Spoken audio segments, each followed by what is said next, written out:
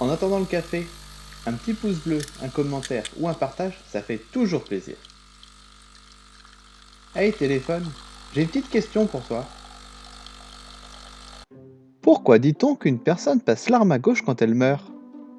Cette expression du début du 19e siècle serait d'origine militaire, malgré que son origine exacte soit encore discutée.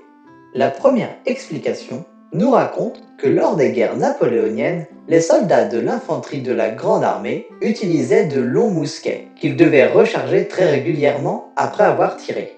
Pour ce faire, ils passaient donc leur arme dans la main gauche. Comme les fusils étaient très longs, les soldats devaient se redresser et c'est à ce moment-là, désarmés et concentrés sur la recharge de leurs canons, qu'ils étaient le plus vulnérables. Beaucoup d'hommes ont perdu la vie dans ces conditions. Aujourd'hui, lors de funérailles militaires, les soldats passent leur arme à gauche, les canons vers le bas en signe de deuil et de respect. Une autre explication lie l'origine de l'expression à la pratique de l'escrime. La main qui tient le fleuret étant généralement la droite, passer l'arme à gauche au duelliste, c'est la lui arracher de la main droite pour pouvoir ensuite aisément le tuer. Une dernière explication nous dit que l'expression date du Moyen-Âge. Lors d'un mariage, les écus des deux familles nobles pouvaient être rassemblés pour former un nouveau blason. Les armes ou armoiries du mari figuraient à droite de celles de sa femme. Lorsque le mari décédait, ses armes étaient placées à gauche du blason. Cela signifiait donc qu'il venait de rendre l'arme, et donc l'âme.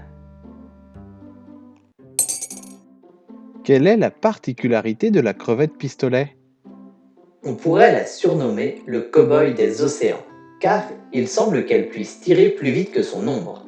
Ce crustacé de 3 à 5 cm possède une arme redoutable, une pince pistolet, complètement démesurée par rapport à sa taille, ce qui lui permet de chasser ou de se défendre.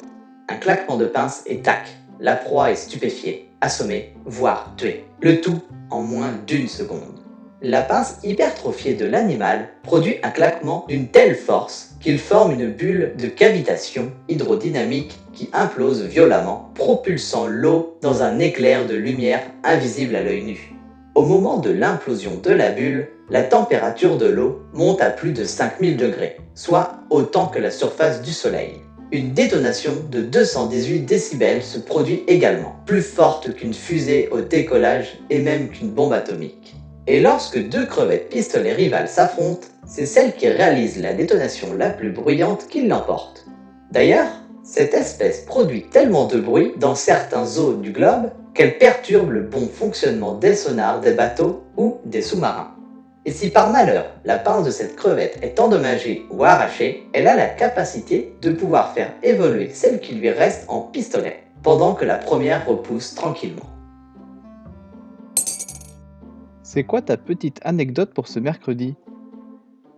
Il est un exercice difficile que celui de vouloir trouver le film le plus récompensé de tous les temps. Mais attention, si l'on prend le total des récompenses, on n'arrive pas forcément au même classement. Mais beaucoup de récompenses sont encore récentes. Les Oscars sembleraient donc un bon point de départ, et le reste des récompenses permettrait de les départager. Dans ce cas, 3 films sortent du lot. Ben-Hur de William Wyler, qui rafle à la bagatelle de 11 Oscars sur 15 en 1960. Titanic de James Cameron, qui remporta 11 Oscars sur 17 en 1997. Et pour finir, Le Seigneur des Anneaux, Le Retour du Roi de Peter Jackson, qui fut également récompensé de 11 Oscars sur 11 nominations. Quelle est la langue la plus parlée au monde? Il existe près de 7000 langues dans le monde. 230 langues sont parlées en Europe, mais plus de 2000 le sont dans les pays d'Asie. En Papouasie-Nouvelle-Guinée, avec à peine 3,9 millions d'habitants, on parle plus de 830 langues différentes. La langue la plus parlée à travers le monde est le chinois. Il y aurait près d'1,2 milliard de locuteurs natifs, dont 1 milliard parlant le mandarin.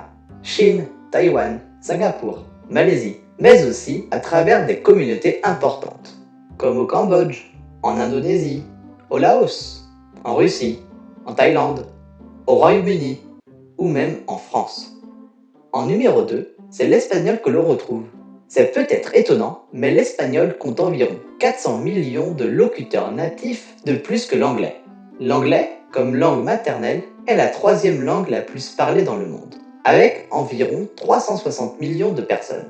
Mais en seconde langue, 1 milliard de personnes parlent l'anglais.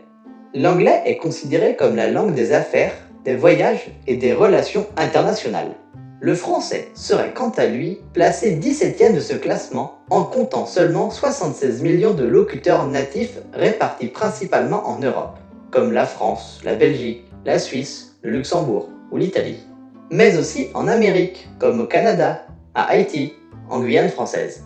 Le français est la langue officielle dans beaucoup de pays d'Afrique, comme au Burkina Faso, au Cameroun, en Côte d'Ivoire, en Guinée ou encore au Sénégal. Une étude montre également que le français reste une langue de prestige, toujours très utilisée au sein d'organismes internationaux ou en diplomatie, et notamment aux Nations Unies. Vas-y, raconte-moi ta petite blague du vendredi. Si on fait tomber un chien noir dans la mer Rouge, comment ressort-il de l'eau? Mouillé. Tu n'as pas une chaîne YouTube à me proposer pour ce week-end? Web-série d'animation, Aurore Humanum Est a comme objectif de remettre en mémoire quelques jalons sanglants de l'histoire humaine. Merci bien et à la prochaine!